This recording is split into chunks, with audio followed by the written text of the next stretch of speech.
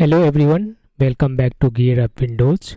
By default, Windows 11 opens Windows Terminal when you use command prompt or PowerShell, but if you prefer the classic command prompt, Windows 11 now gives you an option to change the default terminal easily. So in this video, I will show you how to change the default terminal to command prompt in Windows 11.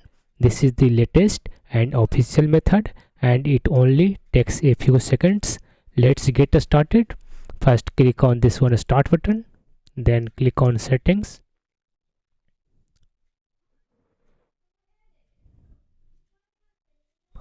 Then click on system in the left sidebar.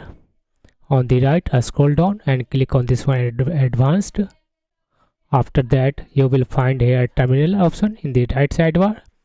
Under terminal, beside terminal, click on this one option drop down menu and here choose Windows Console Host. Now close the setting app. That's it. Now using any method, when you will open command prompt, it will open classic command prompt only on your Windows 11 PC. That's all about this video. See you in the next video. Bye.